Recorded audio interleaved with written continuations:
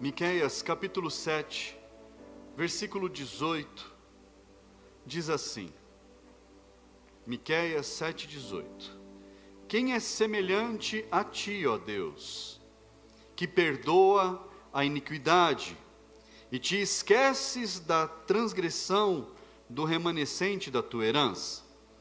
O Senhor não retém a sua ira para sempre, porque tem prazer na misericórdia.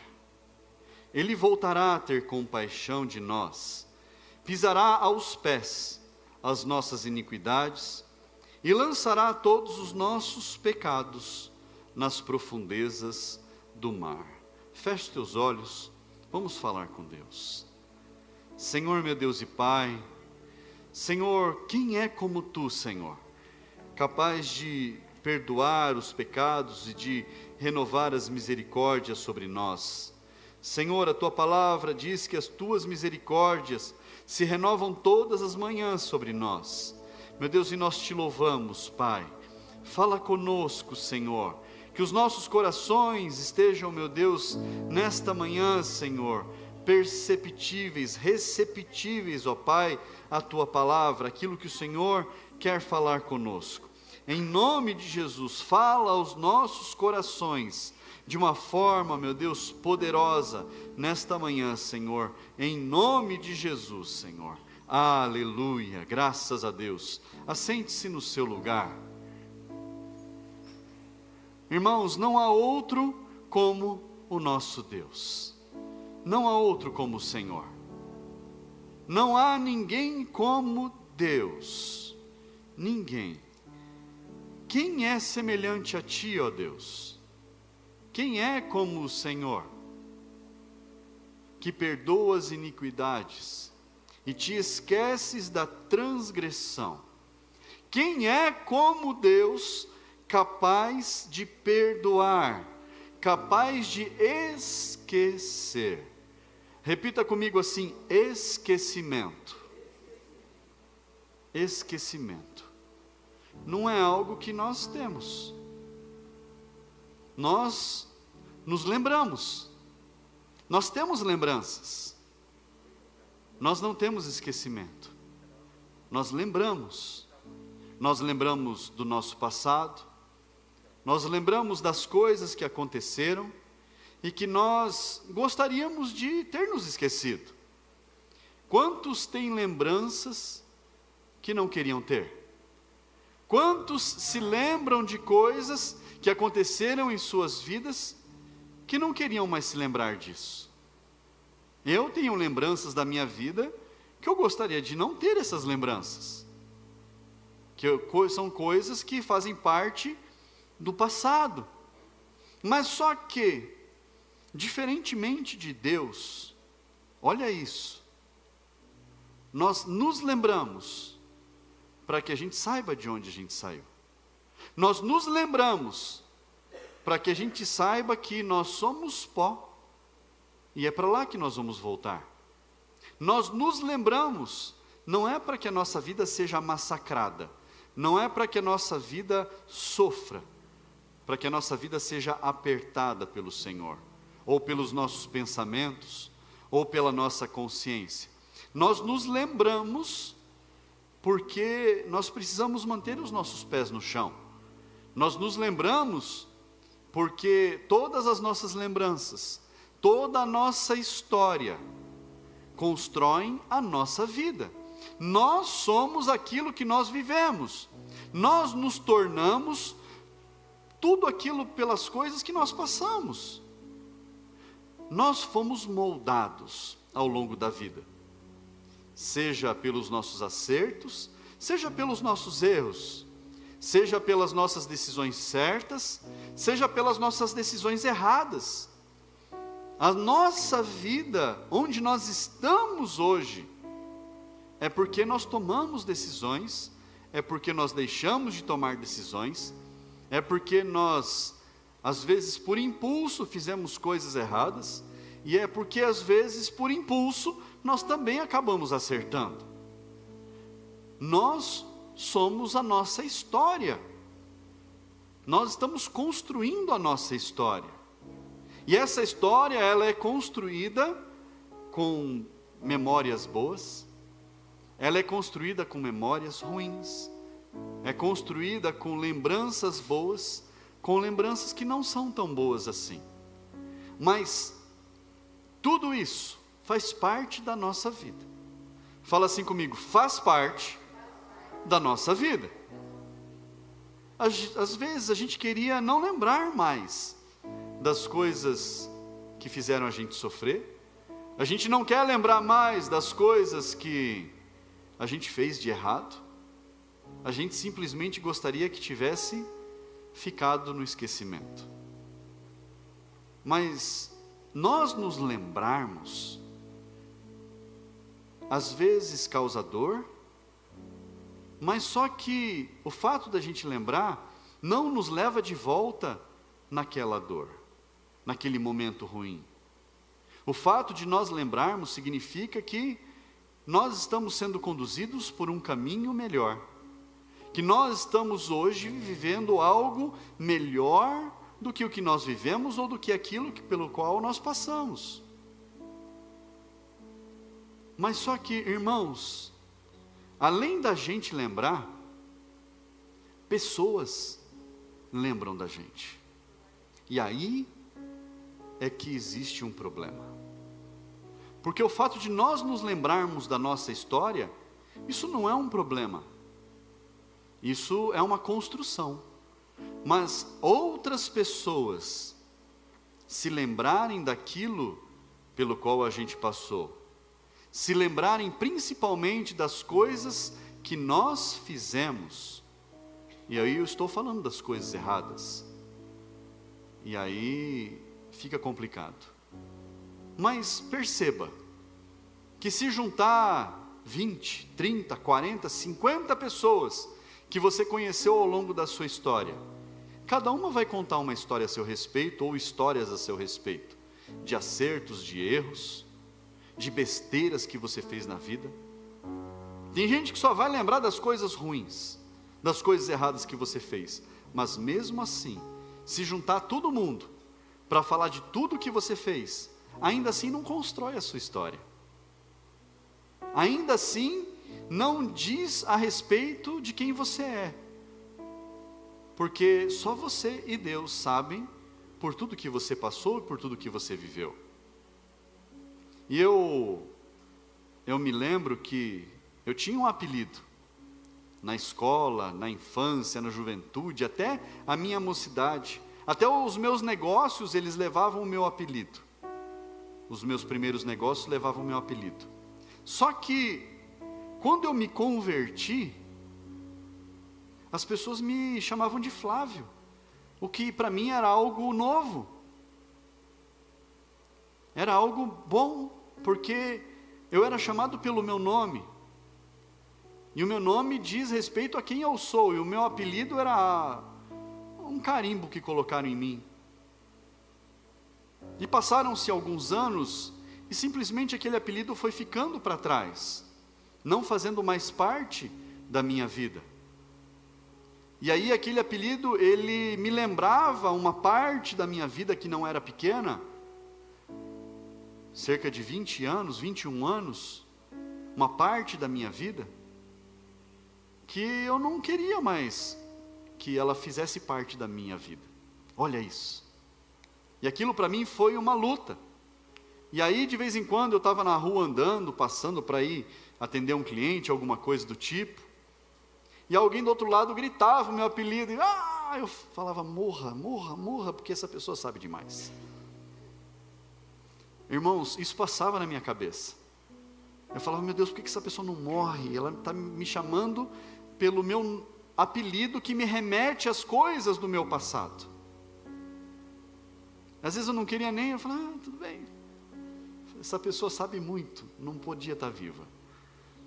Brincadeiras à parte, às vezes pessoas vêm na nossa vida para cutucar uma ferida.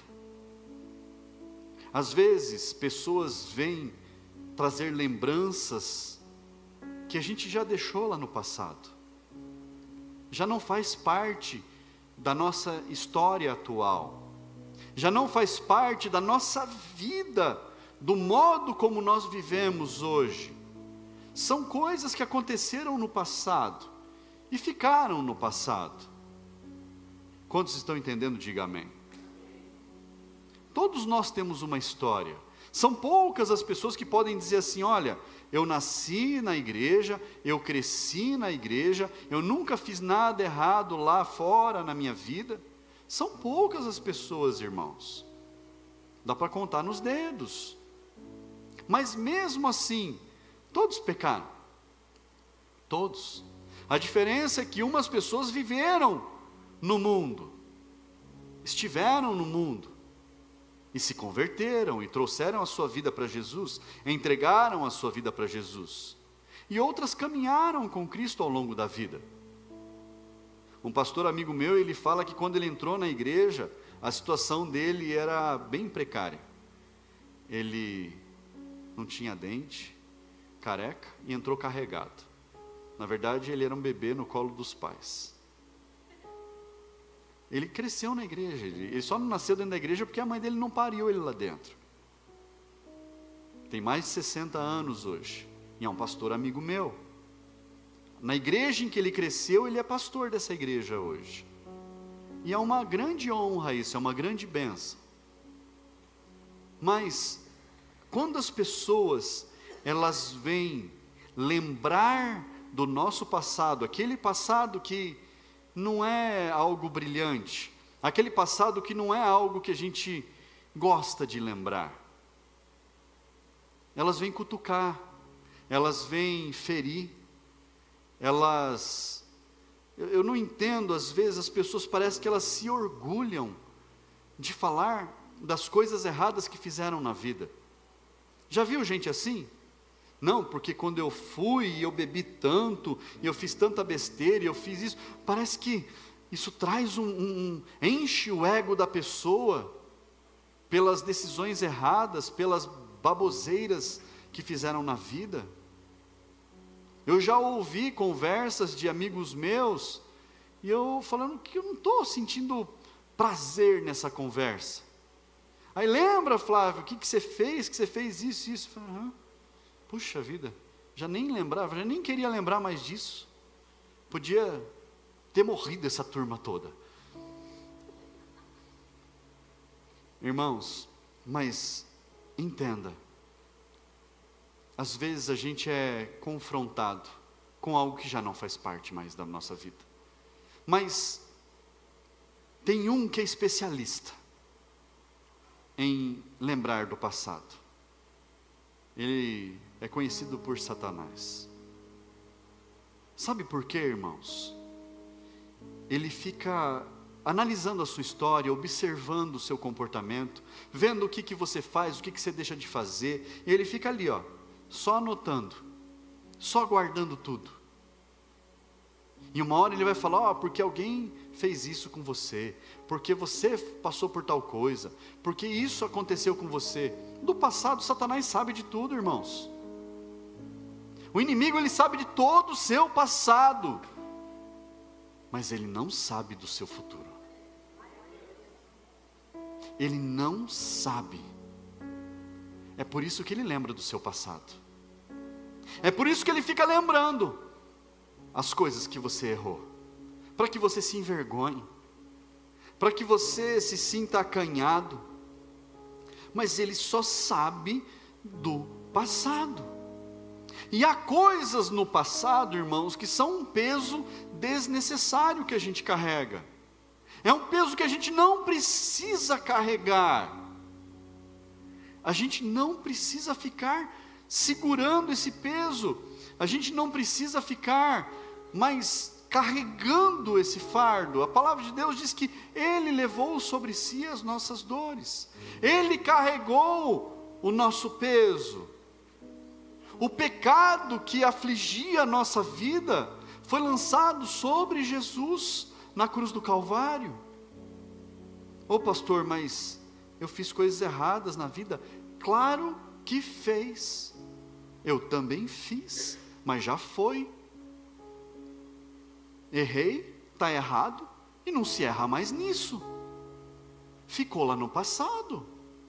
E quando as pessoas vêm acusar, quando as pessoas vêm apontar, quando as pessoas vêm julgar, o problema é delas. Você precisa ser decidido. Você precisa ser uma mulher decidida, um homem decidido, um homem que sabe, uma mulher que sabe em quem confiou a sua vida.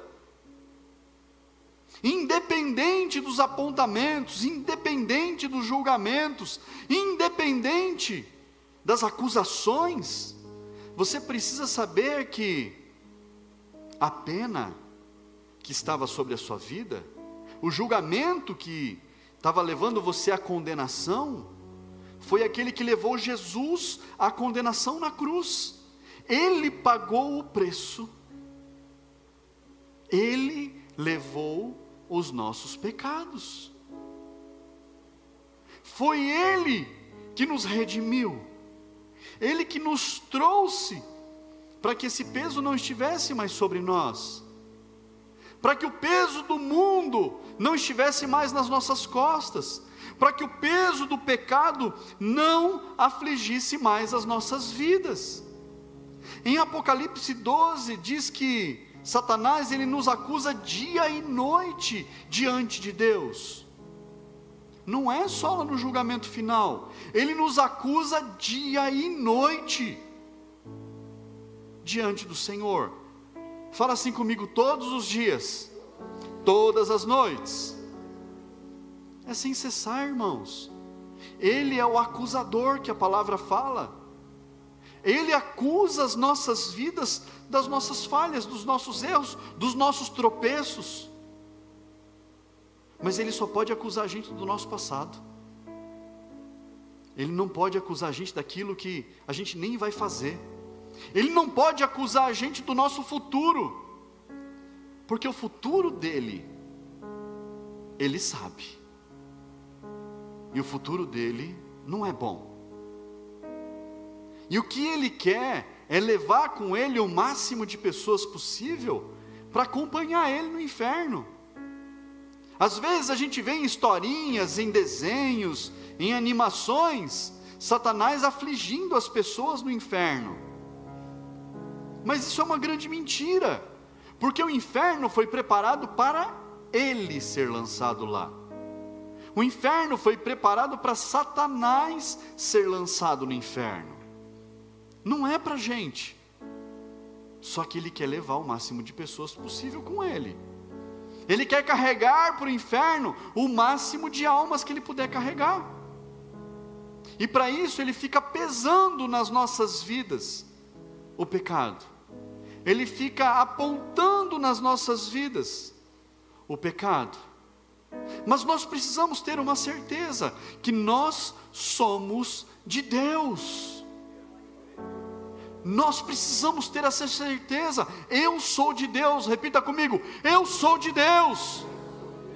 Você pertence ao Senhor. O mundo jaz no maligno. O que isso quer dizer?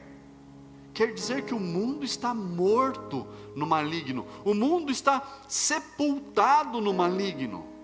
Mas nós não somos do mundo. E as pessoas lá fora, pastor, elas precisam ser resgatadas. Elas precisam ser arrancadas do mundo. Elas precisam vir para uma nova vida, porque elas estão mortas no maligno. Elas estão sepultadas no maligno. Então nós precisamos, pelo poder do Espírito Santo, levar a palavra às pessoas, convidar as pessoas, fazer aquilo que tiver ao nosso alcance, para arrancar as pessoas do mundo, para ajudar as pessoas a saírem do mundo e serem trazidas para a luz, serem trazidas, saídas das trevas e trazidas para a luz. Nós precisamos ser instrumentos de Deus para trazer as pessoas para a luz. Abra sua Bíblia, 1 João,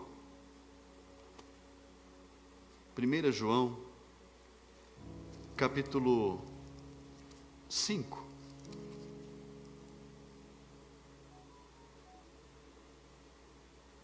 versículo 19. Sabemos que somos de Deus e que o mundo inteiro jaz no maligno. Nós sabemos que nós somos de Deus, nós temos essa certeza. Mas o mundo inteiro, o que é o mundo inteiro? Não pense no mundo inteiro como o planeta Terra. O mundo inteiro são aqueles que não chegaram à luz. São aqueles que ainda não enxergaram a luz. São aqueles que ainda estão com a sua vista cega. Estão com a visão fechada. Que não puderam ter acesso à luz.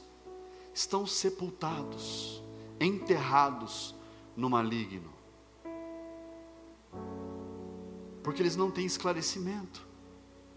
Irmãos, e nós temos visto tantas coisas acontecendo no nosso país, no mundo inteiro, coisas abomináveis, irmãos, coisas horrendas acontecendo,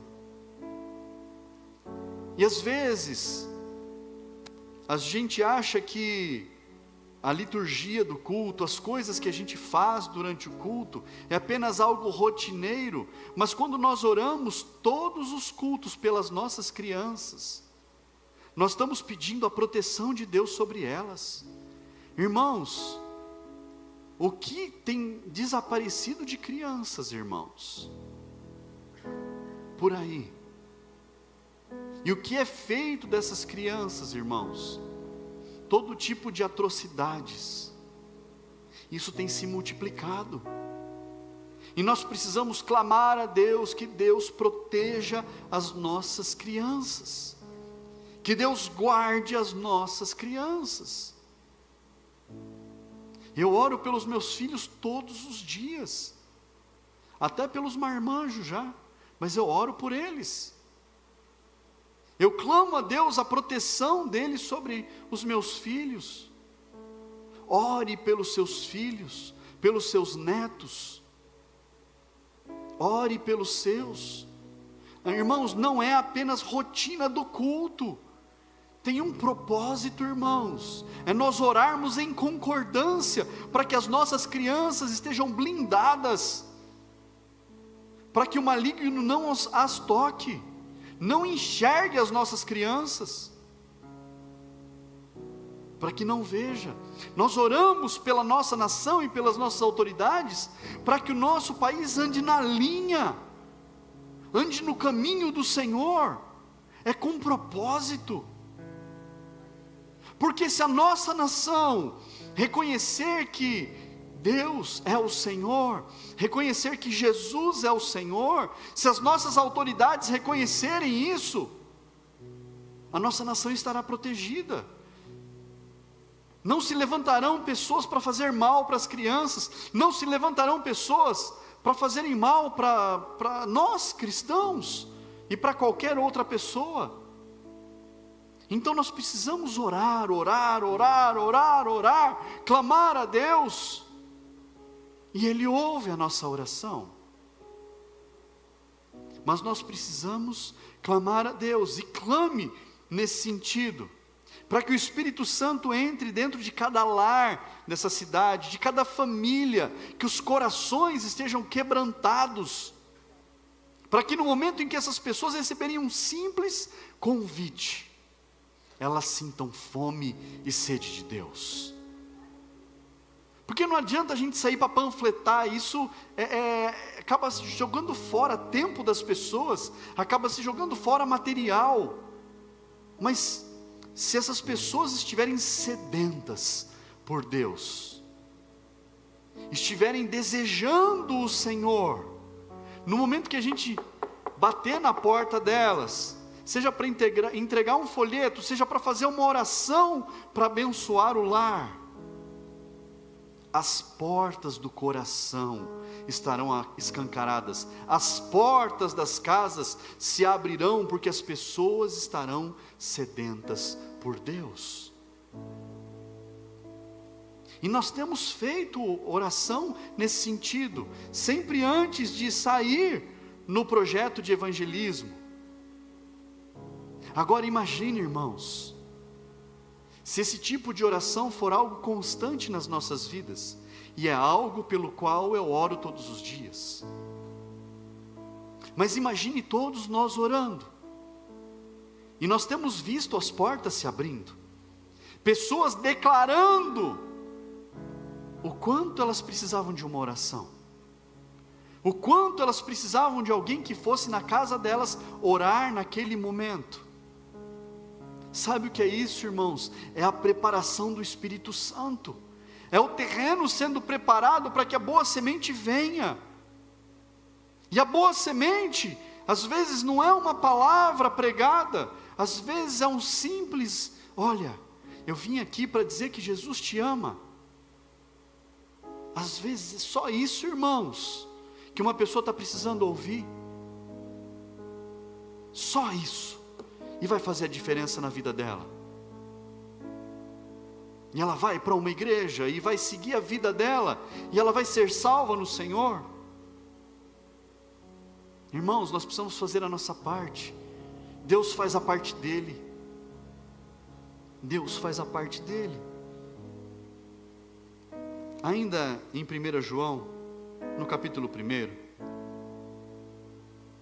versículo 5, olha só o que diz. Diz assim: a mensagem que dele ouvimos e que anunciamos a vocês é esta: Deus é luz, e não há nele treva nenhuma. Se dissermos que mantemos comunhão com ele e andamos nas trevas, mentimos e não praticamos a verdade. Se andarmos na luz, como ele está na luz, mantemos comunhão uns com os outros, e o sangue de Jesus, seu Filho, nos purifica de todo o pecado. Irmãos, Deus é luz, e nós precisamos tirar as pessoas que estão enterradas nas trevas e trazê-las para viverem essa vida na maravilhosa luz do Senhor, no caminho do Senhor. E nós precisamos, e eu destaco duas coisas aqui: como ele está na luz, nós precisamos ter comunhão uns com os outros, precisamos suportar uns aos outros, precisamos entender uns aos outros, precisamos viver em comunhão. E é difícil viver em comunhão, porque para a gente viver em comunhão, a gente precisa falar a mesma língua. Para a gente viver em comunhão, a gente precisa comer junto, a gente precisa estar junto, seguindo no mesmo propósito, na mesma visão, no mesmo caminho, acreditando nas mesmas coisas, vivendo as mesmas coisas, compartilhando as mesmas coisas. Isso é viver em comunhão. E quando nós vivemos em comunhão, irmãos, aí não tem quem nos segure, aí não tem o que nos impeça. E nós precisamos entender que andando na luz, irmãos, quem anda na luz aparece, quem anda na luz é visto, quem anda nas trevas está escondido. Mas você anda na luz, você é visto. As pessoas olham para você e elas não entendem o que acontece com você. Por que você tem essa paz? Por que você é do jeito que você é? Por que você é tão tranquilo? As coisas estão caindo ao seu redor, 1000 estão caindo à sua direita, 10.000 do seu lado, 1000 de um lado, 10.000 do outro, mas você está ali, inabalável, firme no Senhor. E as pessoas, elas olham e falam: mas o que está acontecendo? E olha isso, às vezes as pessoas não enxergam quem está do lado delas, mas elas veem você, porque você está caminhando na luz. Quem caminha na luz está sendo visto, irmãos. Quem caminha na luz está sendo observado, e a sua vida está sendo observada. As pessoas estão olhando para você, e tem gente que está lembrando do seu passado. Tem gente que está lembrando, mas não era aquele lá, o filho do carpinteiro? Não era, esse daí não era o filho do José lá? Quem que é esse daí que está fazendo milagre? Não era o filho do carpinteiro? Quem é esse? E a palavra de Deus diz que ali não aconteceu muita coisa, porque eles conheciam Jesus, Jesus cresceu com eles, talvez brincou com eles ali, andou com eles. Irmãos, às vezes a gente não consegue pregar na nossa vizinhança, porque as pessoas cresceram com a gente, e leva tempo para elas acreditarem que a nossa vida foi transformada. Mas quando elas percebem isso, uma simples palavra faz a diferença. Porque você está sendo observado. Mas precisa chegar um momento em que as pessoas vão te observar, e elas vão ver em você alguém diferente. Elas vão olhar para você e vão ver que você não é mais aquela pessoa que vivia no passado. E elas vão ter vergonha de lembrar do seu passado. Elas vão ter vergonha de falar para você das coisas erradas que você fazia. Porque aquilo não faz parte mais da sua vida. Porque você já vive uma nova vida no Senhor. E acompanhe o texto aí, versículo 8 de 1 João, no capítulo 1, diz assim: se dissermos que não temos pecado nenhum, a nós mesmos enganamos, e a verdade não está em nós. Se confessarmos os nossos pecados, Ele é fiel e justo para nos perdoar os pecados e nos purificar de toda injustiça. Se dissermos que não cometemos pecados, fazemos dele um mentiroso, e a sua palavra não está em nós. Mas se confessarmos os nossos pecados, Ele é fiel e justo para nos perdoar os pecados e nos purificar de toda injustiça. É o Senhor quem nos perdoa. É o Senhor quem nos purifica. É o Senhor quem nos faz limpos, alvos como a neve, limpos. Repita comigo, limpos. Fala assim, esquecimento. Lá em Miqueias, que nós lemos no começo, fala que Deus, Ele lança os nossos pecados no mar do esquecimento. O Senhor não se lembra.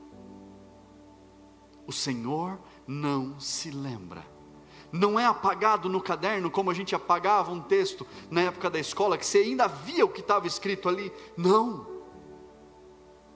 Ele pega o nosso pecado e lança no mar do esquecimento. Deus, Ele se esquece do nosso pecado. Sabe por quê? Porque um alto preço foi pago. Porque sangue foi derramado. E nós podemos hoje viver uma grande e linda vida em Jesus.